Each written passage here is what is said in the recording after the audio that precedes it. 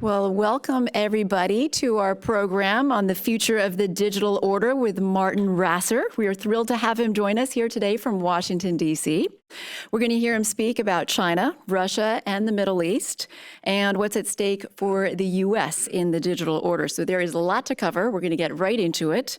Welcome to our board members, our advisory council. We have some Asia 21 members here, some leaders in the community at other organizations. Thank you for joining us. I'm Margaret Conley, the Executive Director of the Northern California Center here today. It's really a treat for our team. This is the first time we've had an event in this building since COVID. So it's been two and a half years since we've been able to host here. So Martijn, thank you for letting us celebrate that with you. And we appreciate everyone being here in person. For our format, I'm going to introduce Martijn. He's going to give remarks, then he's going to open the floor to audience Q&A. So get your questions ready. When the time comes, please raise your hand. If Martijn calls on you, we'll bring around a microphone. Please introduce yourself before you ask your question. And we're going to get to as many questions in the hour that we have as possible. This event is on the record, and we are recording. The video will be up on our website in about a week. So Martijn's full bio is on our website, but here are just a few highlights about his career. He's the Senior Fellow and Director of the Technology and National Security Program at the Center for a New American Security. Before that, he was a Senior Intelligence Officer at the CIA.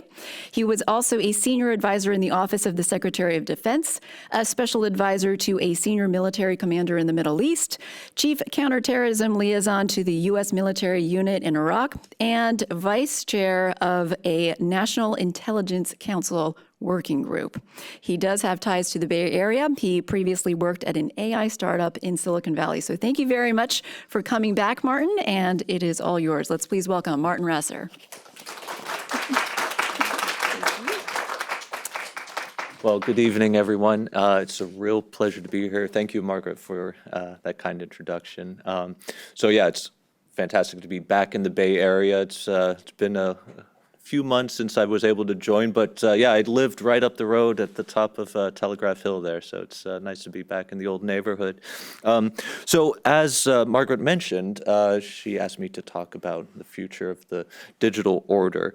And so I want to spend some time talking about research that some colleagues of mine and I did over the course of a couple years, and go through some of the conclusions that we drew, trends we identified, and I want to highlight some of the policy recommendations that we made. That's one thing that we do at the Center for New American Security is we're very much focused on actionable policy recommendations that the administration and the Congress can take in order to enhance U.S. national security.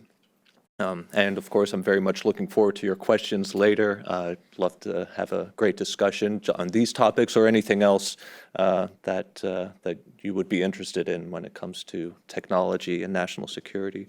So as I mentioned, the work I'm discussing today is part of a multi-year effort that the center has conducted on high-tech illiberalism. Now, what do I mean by high-tech illiberalism? It refers to the phenomenon that the same digital technologies that connect people and enable free exchange of ideas are being used to polarize and pervert the politics of democratic societies. As a result, digital technologies, once touted as a democratic panacea, are being subverted by authoritarians to deepen their grip internally, undermine basic human rights, spread illiberal practices beyond their borders, as well as eroding public trust in open societies.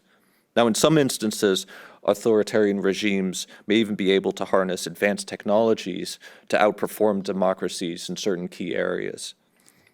This weakens the case for political freedom in the emergent ideological competition of the 21st century. So nations that successfully harness the vast economic, political, and societal power of emerging information and communications technologies, they're going to shape the future of the digital order. So this future is not set in stone. A digital order defined by liberal democratic values requires U.S. leadership and the cooperation of trusted, like-minded partners. In the absence of democratic leadership, autocratic rivals of the United States can fill that void, exploiting the control of information, surveillance technologies, and standards for technology governance to promote a digital ecosystem that entrenches and expands the authoritarian practices. So I'll begin by describing how illiberal actors use tactics in three pillars to shape the digital order in their favor. The three pillars are information control, surveillance, and technology governance. Now, in practice, a government's weaponization of the digital order includes manipulating the availability and messaging of information, digital monitoring, setting and exporting rules, norms, and policies that advance closed societies. The intent behind this weaponization is to enhance internal stability by muffling resistance, disrupting opponents, and advancing national interests globally. I'll describe each of these pillars and will provide examples along the way of tactics currently being used by authoritarian regimes in China, Russia, and the Middle East to illustrate what they look like in practice. So the first pillar is information control. This means the shaping, storing, manipulation, and distribution of digital information, which is a foundational application of power in modern society. Tactics to exploit that power include state-linked influence operations that disseminate or block targeted content, national centralized databases, and internet and data sovereignty. Influence operations include censorship to restrict information and spreading propaganda. Now, a prime example of what this looks like in practice is happening in Russia-occupied Ukraine right now. The New York Times had a fantastic report a few days ago. In Kherson, which is a large city in southern Ukraine, Russian soldiers arrived at the offices of local internet service providers, ordered them to give up control of their networks. Russian authorities then rerouted mobile and internet data from Kherson through Russian networks. They blocked access to Facebook, Instagram, Twitter, as well as to Ukrainian news websites and other sources of independent information. Then they shut off Ukrainian cellular networks, forcing Kherson's residents to use Russian mobile service providers instead. This is happening in other parts of occupied Ukraine as well. So Ukrainians in several regions have access only to Russian state television and radio. To cap off that control, Russia has also begun occupying the cyberspace of parts of those areas. So that has cleaved off Ukrainians in Kherson, Melitopol, and Mariupol from the rest of the country, limiting access to news about the war and even communication with loved ones. In some territories, the internet and cellular networks have been shut down altogether. So millions of Ukrainians thus had their access to news and information and their ability to communicate upended overnight. Imagine having your reality and your ability to communicate and ascertain truth destroyed in an instant. Information control is exceptionally powerful. The creation of official national data architectures and centralized databases is another method to entrench government control over and access to personal data. So think how powerful it is for a government to determine when and how you use your personal data.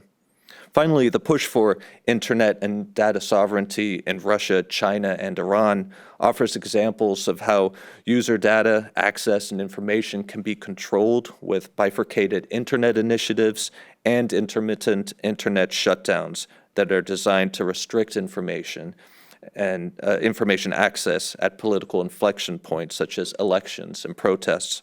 But I do want to underscore that this is not limited to authoritarian regimes. Democracies do the same, and in this case, a democracy actually leads the pack in this type of activity. India has been dubbed the world's internet shutdown capital. India's government, both at the national and regional levels, have conducted over 600 shutdowns in the past 10 years. What an internet shutdown means is a total ban on mobile and fixed line internet for a part of the country. Most of the shutdowns have taken place in Jammu and Kashmir. The longest one lasted 552 days. 552 days. That's an incredibly long time to be cut off entirely. So the official justification by Indian officials for their actions is to curb the flow of information, to tamp down on misinformation and rumors that erode law and order. Using internet shutdowns as a tactic to suppress protests and domestic civil unrest makes India an outlier among the world's leading democracies.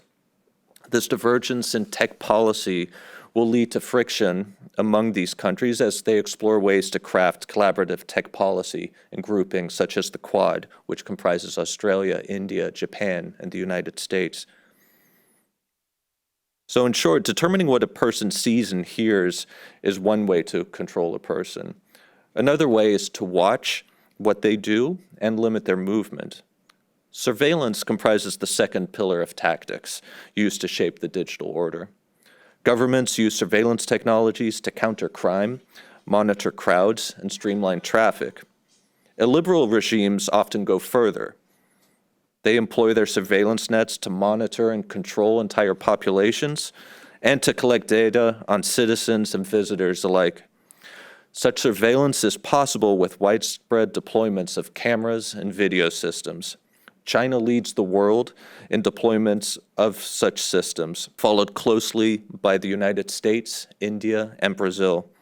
Combining these camera systems with advances in biometrics, such as facial and voice recognition technologies, enables authorities to keep track of citizens and to collect, organize, and analyze information on their life patterns. Breakthroughs in artificial intelligence are supporting predictive analytics to justify preemptive detention. So, for example, governments in the Middle East use spyware to gain access to private data, primarily on cell phones.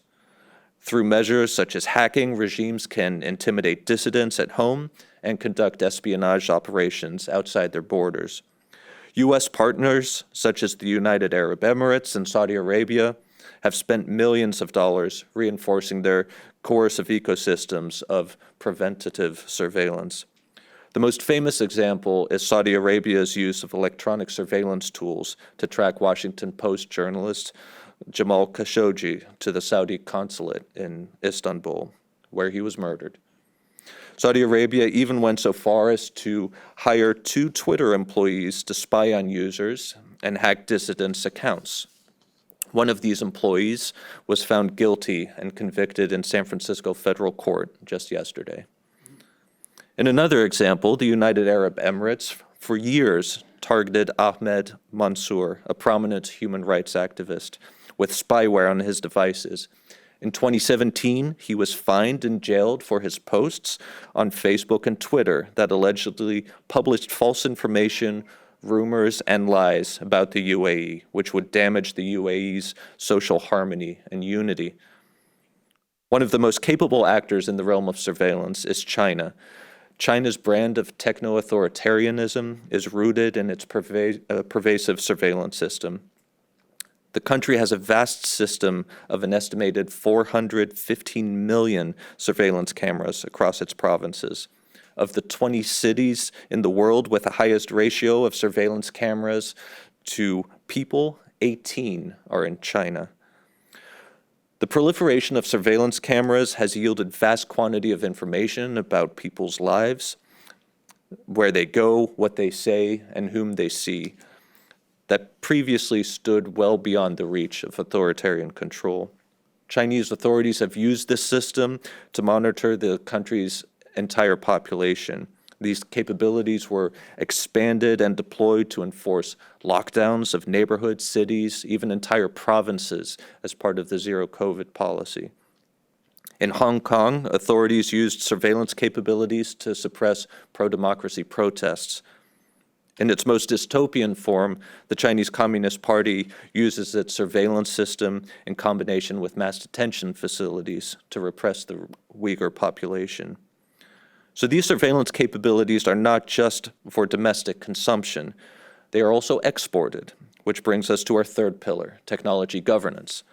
Authoritarian regimes wield governance as a weapon in their fight to exert influence over the digital order. Norms, values, and principles are critical to preserving the democratic use of technology. However, several authoritarian governments are pushing technology standards which influence the way technology is used around the globe, that are infused with values that reject democratic imperatives of openness and transparency. Of these actors, China is the most important and most concerning.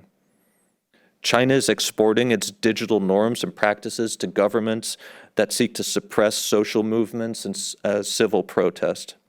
The CCP's goal is to make the world safer for authoritarianism and create information environments that facilitate the market penetration of its technology companies.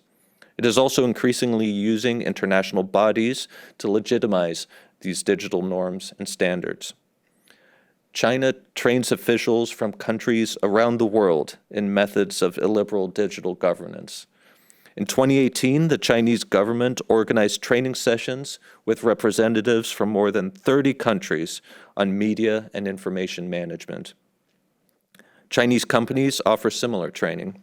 In some cases, companies have helped governments write laws and development plans that benefit the companies.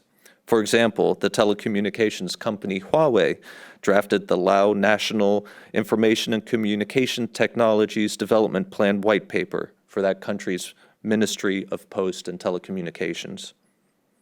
Beijing is poised to advance its vast surveillance apparatus abroad under the guise of its digital Silk Road, leveraging the political and economic inroads it has made through its Belt and Road Initiative to build China-centric coalitions through its digital infrastructure. An authoritative party journal in 2017 discussed the centrality of the global influence of internet companies to China's strategy for emerging as a cyber superpower. As Chinese technology companies are encouraged to chuhai, meaning take to the sea and penetrate foreign markets, they have emerged as major players across the Indo-Pacific region in fields including telecommunications, equipment, data centers, and urban public security networks. So now that I've presented the three pillars of information control, surveillance, and governance, and examples of tactics, let's turn to three dynamics that policymakers must address to safeguard liberal norms and values. The first dynamic is that the increasingly close alignment between China and Russia will generate dangerous digital synergies.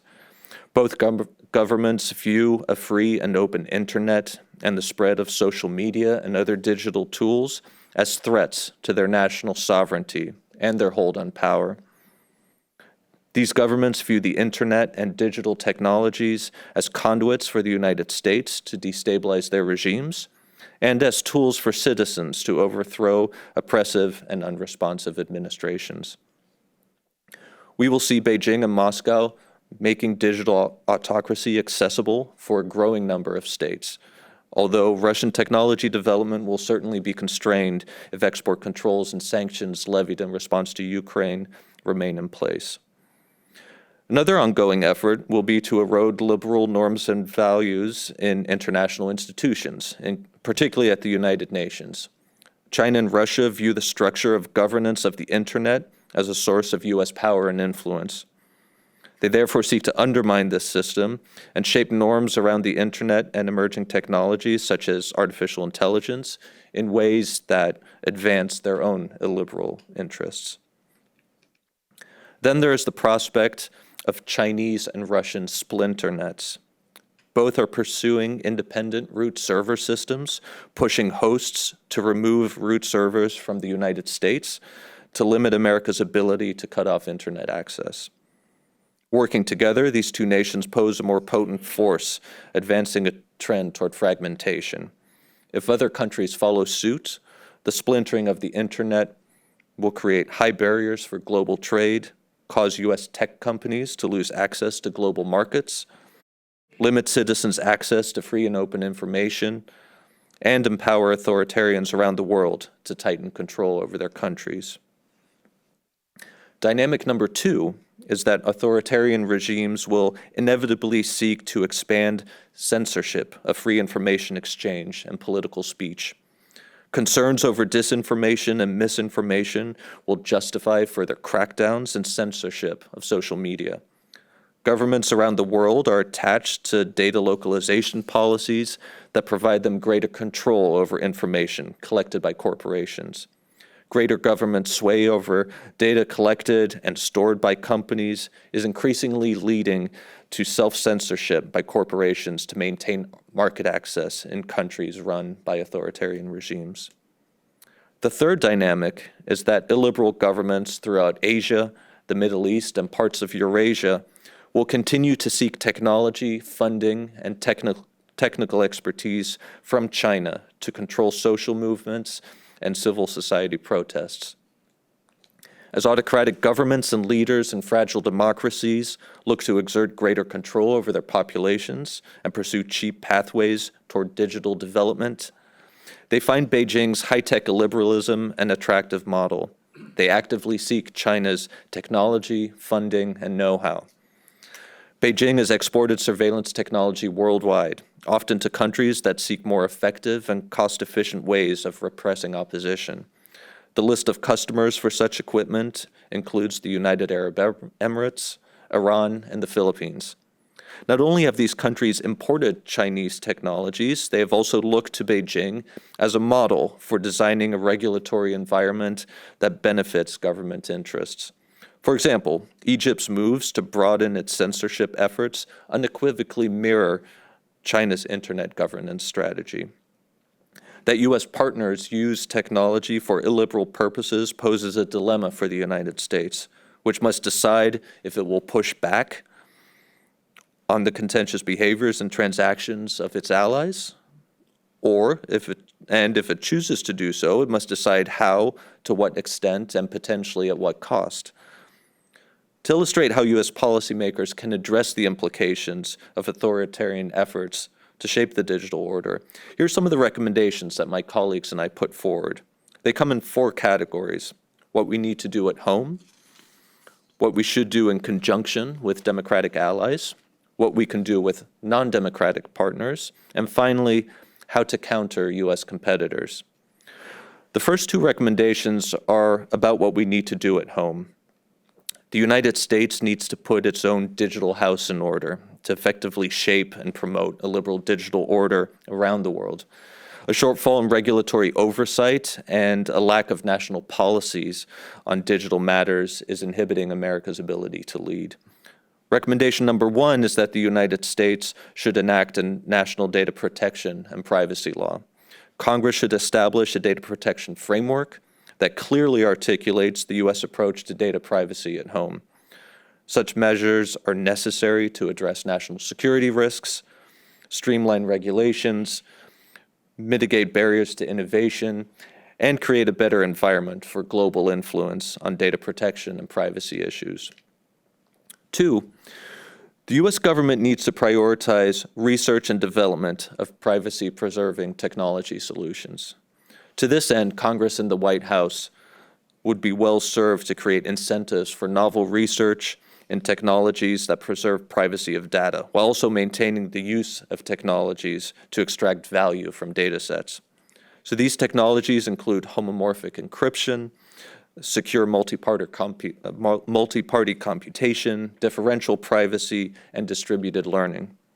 While there are important things we can do unilaterally, cooperation with other democracies will be key. So the United States must work with like-minded democratic partners to ensure a digital order that preserves and promotes open societies and to combat the illiberal use of emerging digital technologies. Here, the overarching recommendation is to craft a technology alliance, a multilateral forum comprising of the world's leading democracies to serve as a mechanism by which members reach a coordinated approach. This grouping could collaborate on safeguarding norms and values, export controls, outbound investment screening, standard setting, as well as providing financial backing for digital infrastructure investments around the world to provide a secure and sustainable alternative to Chinese technology and governance offerings. In regard to the United States' non-democratic partners, it must do more to regulate U.S. support of illiberal uses of technology abroad. There are two specific actions that we recommend. One, the Departments of State and Commerce should provide explicit guidance to U.S. companies operating in the markets of non-democratic partners and take measures to prohibit U.S. companies from entering joint ventures with Chinese companies in areas that could have negative implications for digital freedom, such as smart cities. Two, is to take measures to establish a non-compete regulation to prevent former cybersecurity experts and officials trained or previously employed by the U.S. government from working for foreign governments. Finally, to counter its competitors, the United States should harness sanctions, advisories, and export control measures to impose costs on the repressive practices of illiberal governments. Specifically, the White House should consider additional Magnitsky Act sanctions in concert with the Commerce Department's entity list if companies are found to be complicit in tech-enabled human rights abuses. The White House should also coordinate with the Commerce and Treasury Departments to sanction illiberal governments, digital economies, including cybersecurity firms, in cases of their use of technology for repressive or disruptive purposes. This will signal that regimes must be responsible actors to participate in the global ecosystem. There's no doubt that the United States and its allies and partners face considerable challenges with efforts by authoritarians to shape the digital order. Much of the actions by the leading democratic powers have been reactive. What is needed is a comprehensive and proactive framework to ensure that the future digital order is open, free, secure, and beneficial for all. At a minimum, the United States must work with like-minded democratic partners to ensure a digital order that preserves and promotes open societies. Whether or not autocrats' digital models prevail on the world stage will be determined in the next decade, and democracies must take an active role now in shaping that result. Reclaiming the digital order for democracy will require a synthesized dynamic policy response. My hope is that you found the ideas I presented today to be compelling steps in the right direction to ensure that our digital future is open, democratic, vibrant, and secure. So, thank you all very much.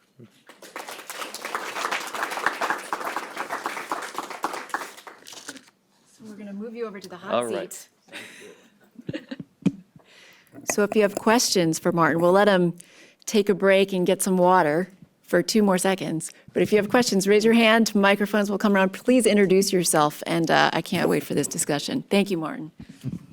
So I was wondering what your thoughts were on a approach emphasizing the role of commercial players. So similar to the Privacy Shield, where the Commerce Department works with the EU to certify certain companies are compliant with US privacy standards, but kind of expanding that approach to a market/regulatory-based approach with good digital privacy practices and globally. So something kind of not so much legislative-based, but looking at kind of a regulatory/company approach. Yeah, and there is work underway to do something like that. I think it holds a lot of promise, but not all companies are willing to go along with that. And so I do think that ultimately legislation will be necessary in order to ensure that certain activities don't continue. Larry Greenwood, Japan Society of Northern California. I wanted to go to your first recommendation about having a U.S. System for data protection and privacy. I guess 2 related questions. One is, how close are we to doing that? Is it realistic that we could do something like that in a fairly short period of time? And also, I guess a related question is a chicken and egg question. Since it's going to be important that whatever we come up with on data privacy and protection is consistent with, or at least consistent with our allies, the kind of going to your second set of recommendations, particularly Japan and Europe. Is it better to actually start conversations with them about that's international or regional standard before we actually lock ourselves into a data privacy and protection approach? And then final question, since this is Asia Society, should we have that as part of the digital agreement that is likely to come out of this new Indo-Pacific economic framework? And would you recommend that we have data privacy and protection be part of that? Currently, that's not part of MCA and our U.S.-Japan agreements in those areas. So to go back to your first question, as far as how close are we? We're probably the closest we've ever been. I think on both sides of the aisle, there is a greater appreciation for the need for something like this. And there's several bills on Capitol Hill right now that have elements of what a national law could look like. Right now, the FTC, for example, is looking for comments on how data should be managed by big tech companies. So again, one step in the right direction, but there are numerous bills that, in essence, would put us on the path towards a national law. As far as coordinating with allies, so there's a lot of discussions taking place with Europe in particular through the US-EU Trade and Technology Council. Europe is much farther along, of course. They have GDPR. They've really set the standard for what a overarching law and policy could look like, and frankly, the divergences between the transatlantic partners on this issue is very much a rift in the relationship, and it's a drag on broader cooperation in other areas. So I think it's particularly important for the United States and the European Union to come closer to a harmonized approach. I don't think we'll ever have full alignment. There's too many disagreements. But in part, we can mitigate that through the privacy-enhancing technologies that I mentioned so that you can still collaborate on various aspects of data, extracting value from data through homomorphic encryption because it addresses the privacy concerns that a lot of Europeans express. The Japanese government had put forward a proposal for data free flow with trust, which I think is a very interesting model and one that has a lot of potential for a broader group of countries to adopt. And to go then to IPEF, I would like to see that, but I'm skeptical that we're ready for something like that, particularly if the United States doesn't get its act together domestically first. But it would be an excellent forum, I think, to have those discussions so we can at least start identifying where there are areas of agreement and at least focus on that, then use that as a springboard to tackle the differences of opinion, because it's a very complex matter. But if you think about how much economic value is derived from the exchange of information, it's something that we have to get right. I believe just between the U.S. and the EU in a year, it's you're talking 1.7 trillion. So it's imperative that we get this right. I'm going to follow up on the earlier question about the privacy laws and how U.S. can form more of an alliance and perhaps setting up a compliance program versus the less democratic countries. But I'm a patent attorney, so I'm not a privacy attorney, but I believe China just passed a 3 sets data protection laws, the net security law, the data security laws, and the personal information privacy laws. So, and from what I understand, again, it's not my area, but from what I understand, it's fairly similar to the European privacy laws. And the U.S. also, although we don't have a national law, we do have several states, California being on the front, and several other states have also enacted privacy laws. And I think they are kind of internationally, there is a convergence about what needs to be protected. And I guess I'm not totally sure that if that could set up a barrier to really kind of, I think what the previous question is kind of, could that be set up as a barrier to kind of demarcate privacy laws being used for democratic and less democratic uses? Yeah, so the Chinese laws, you're right, they conceptually are very similar to the GDPR. The wording, however, is quite vague, and it's not at all clear how they're defining these various categories of data, which poses a problem for any foreign company operating in the country, because it's extremely difficult to understand what kinds of data are subject to these new laws, and it makes it very difficult for any foreign firm to monetize any data that's generated and stored in China. There's big restrictions on even getting that data out of China at the moment. The other big problem, of course, is just the capriciousness of the CCP, right? Where without rule of law, what's fine one day could be against the law the next, which also poses tremendous problems. So even though at a high level, the new Chinese laws borrow a lot from what Europe has done with the GDPR, the execution and implementation, that's going to be problematic for any foreign entity within China, as well as for the Chinese people, of course, who are subject to this every day. So I think ultimately European leadership on these issues will do a lot for getting to a more beneficial approach to these issues. The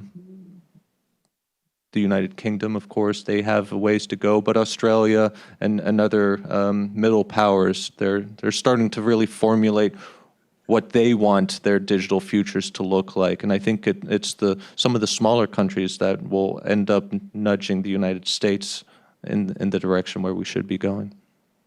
Hi, I'm Shrikant Silan. I understand Congress is evaluating a new set of laws for digital privacy and all these, and there is a big kind of brouhaha with the big tech opposing those concepts or vice versa. Are you familiar with this topic? Well, in general, what specific measures are you referring to? The U.S. economy is mostly, the big advantage is small businesses and developing a lot of products and services privately with having some kind of privacy. But a lot of these are, I believe there are some kind of restrictions coming in from big tech. So there is a big discussion going on that. So I'm not very clear on the nuances of it, but I was just wondering if you had any comments on that subject. Yeah, so it sounds like you're referring to some of the antitrust sentiment. Yeah. So both elements of the Republican Democratic parties think that certain U.S. tech companies are too big and too powerful, and they're interested for different reasons, but ultimately the end goal is the same, is to have greater oversight over what these companies do. And certain legislators actually want to break up some of the big firms, such as Google and Facebook, for example, or Meta, as they're calling themselves now. What's interesting is, after a lot of complaints over what the European Union did with the Digital Services Act and the Digital Markets Act, now there are U.S. legislators that are actually putting forward bills that are quite similar in tone and outcome. It's still a minority perspective, I think. But it's interesting to see the shift taking place in Washington on these issues. I don't think the United States will ever go as far as what the Europeans have done, but we are starting to see a convergence of opinions and approaches to how to deal with these big tech companies. Because, ultimately, if you think about how essential they are to the flow of information, how we get our news, how we communicate with each other, they play a very important role in just the day-to-day functioning of society. So we're at an interesting inflection point as to what the relationship between government and industry should be. And if you consider some of the recent bills that were passed, such as the Chips and Science Act, that's industrial policy of a kind that we haven't seen in this country for decades. And industrial policy isn't a taboo phrase in Washington anymore. And I think the sentiment that you see towards big tech is a reflection of that as well. Hi, I'm Sean Randolph with the Bay Area Council Economic Institute. I wanted to ask a follow-on to that question. So a month or two ago, I participated in one of the FTC's listening sessions on this. And I was really struck with how overtly hostile they were to tech, just out the gate. Like Lena Khan presided, and somebody from the AG's office was there, or Justice Department, and it struck me that they really weren't listening. They were making statements that were just, I would say, extraordinarily biased against technology. Like, these views are set. So, and also looking at some of the legislation that, say, Klobuchar is sponsoring, like there are provisions there that would prohibit large tech companies from acquiring startups, which is really problematic from a venture and a startup standpoint.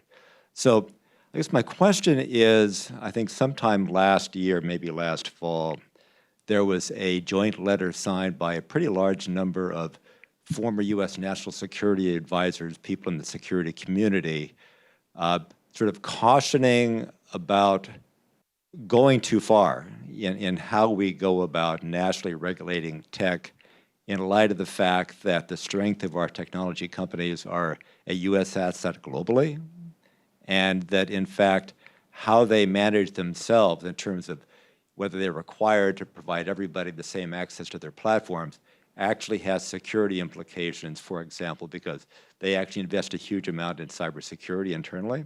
So what's your view about whether there's a point at which we might go too far in regulating tech, given that there is sort of a global competition, and in some respects these companies are economic and national security assets?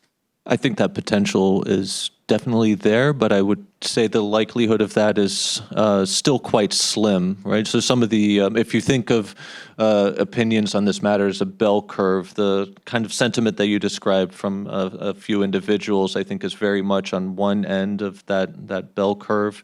So still very much a minority opinion. I don't see us going that far down that path. Like the whole notion of prohibiting big tech firms from buying startups, I think would be devastating for the U.S. innovation ecosystem. It's just fundamentally at odds with how innovation happens in this country, and it takes away so many of the incentives for companies, just as how European laws essentially put an artificial ceiling on how big a company wants to become, because if they become too big, then they're subject to the same regulations that Google and Amazon will be facing under the Digital Services Act and the Digital Markets Act. So no, I think those types of proposals are rather arbitrary and made in the heat of the moment. Cooler heads will prevail on that, and I don't see those types of restrictions coming into place. I do think there's room for greater regulation and oversight of the tech industry generally, because it's too freewheeling right now in the sense that, as individuals, we have very little control over what happens to our personal information, and there should be mechanisms for each of us to have greater say in how this information is used. It should be much easier to opt out, and we should be afforded the chance to to monetize our own data if we want to. So I think there's some ideas percolating out there on how to make that happen, but it'll take some time. But yeah, just to go back to your original point, I don't think we'll go down that path where we'll completely shoot ourselves in the foot and do things that'll cause much more damage than was intended. The Twitter convictions. What's your take on that, or what are the implications of that? Is that a big deal that happened in San Francisco that you referenced? Yeah, I think that's a very big deal, because it it shows that the United States is very vigilant about these issues. I think it sends a message to other governments that that type of behavior, that it just won't be tolerated. Again, in this case, of course, it's post facto, but hopefully it'll have a deterrent effect as well. China's crime rate has been historically much lower than the US, and also over the last 2 years, we can see the infection rate in China is much lower than in the US, and also the death tolls. So I'm just wondering, like, I know you are studying the whole competition between US and China, so I feel like, of course, the people in China enjoy much less privacy than Americans, but in exchange, they enjoy lower infection rate and lower crime rate. So what do you think in the long run, which model will go further in the long run? Well, I'd say I'm bullish on America. No, as far as the crime rate in China, I don't know. As far as the you're referring to the COVID infection rate, I assume. Infection and crime rate. Oh, okay. Well, yeah. So the crime rate in China, I don't know anything about. I don't believe China's COVID numbers. I think the number of deaths and infections were much, much higher than what the government has told us. But no, I mean, ultimately, as an American, yes, I think the American system is a fundamentally better one. I think having people live in freedom and being able to do what they want to do and when they want to is fundamentally a better political system, a democratic system where people can enjoy the rule of law and actually have a choice in who their leaders are. So you may feel differently about that, but yeah, I think ultimately America's system and just liberal democracy generally is the better outcome for humanity. Hey, one of the regions in the title of your talks about the Middle East, and you mentioned that a bit in your talk. So do you think Middle East, just a consumer, from what I heard, you talk about Middle East as a consumer of Chinese technologies, or do you think the Middle East is going to play other roles in this reshaping of the digital economy worldwide? In terms of producing their own technologies? They certainly have aspirations to. The Saudis, for example, wish to have a more diversified economy and technology being one area where they want to do that. And I think a lot of countries in the region look to Israel and see what they've accomplished, right? I mean, Israel's technology sector is world class, and talk about a country that can punch above its weight in this sector. So no, I think there's definitely potential for certain countries to do that. In that region, if they were to rise, what kind of technology sectors are strongest in that region of the world? Well, certainly artificial intelligence, I think, would be one area where there's tremendous potential. Because again, you don't need, one, they have the money to gain access, buy the compute that you would need to train your models. So I think that's one area that would make a lot of sense. And biotechnology would be a very interesting area for Middle Eastern countries to pursue too. Again, looking at the transformational potential of biotechnology for an economy, for society. I think in particular, if you're, other than oil, relatively resource poor, I think that's a very interesting area to spend time and money and energy in order to make advances there. Because it could truly change how their economy is structured. So as we start eventually consuming less fossil fuels, biotechnology would be a very interesting area for these governments to explore.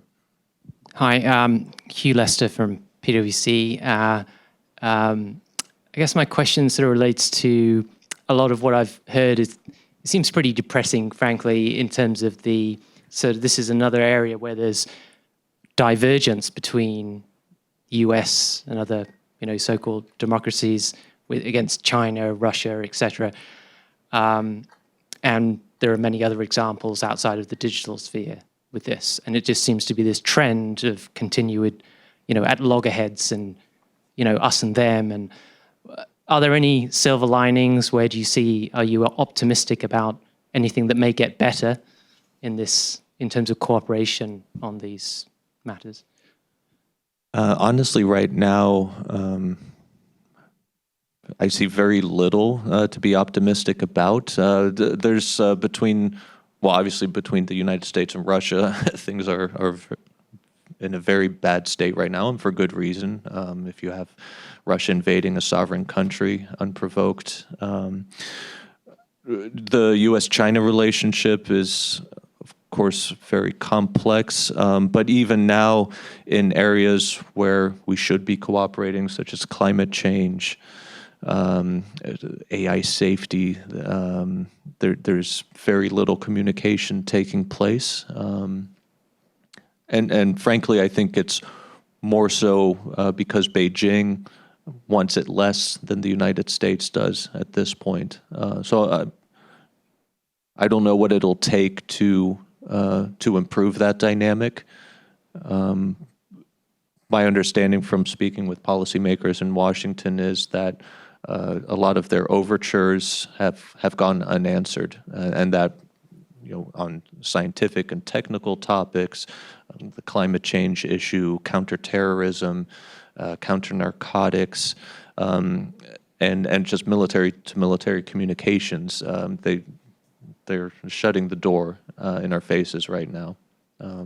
So until there's a bit of a détente there, I'm not particularly optimistic of the relationship improving anytime soon. On a different, more mundane level, these credit card frauds, etc., are costing the commercial consumer in the U.S. quite heavily in the order of billions of dollars. People in certain countries, can just bill customers in the U.S., and it's been happening it's costing billions of dollars. So on a commercial scale, is there something either the government or the state can do to educate the common person, develop some kind of measures to kind of mitigate or reduce or stop these losses? Any general comments? Because it kind of interacts both on the privacy level as on the commercial small business level. Yeah, credit card fraud is a huge problem. I think better data protection, such as through encryption, could help. But yeah, the simple fact of the matter is that it's not that difficult to steal someone's credit card information. Although fraud detection algorithms have improved quite a bit. I tried to use my credit card to buy a ferry ticket in Greece a few weeks ago, and I kept getting a fraud alert. I wasn't able to buy it, even though it was a legitimate purchase. But I think for a lot of financial firms, it's essentially the cost of doing business now. But perhaps if we start moving to digital currencies, that we can build more security in upfront and help to mitigate some of the efforts. But ultimately, it's about deterring the criminals that do this. And I think there's too little repercussions for their actions right now, largely because they're based in other countries. So it's difficult for U.S. authorities to even get access to these people. Well, I will leave it there because I think we're out of time. So thank you all very much. It was a real pleasure to be here.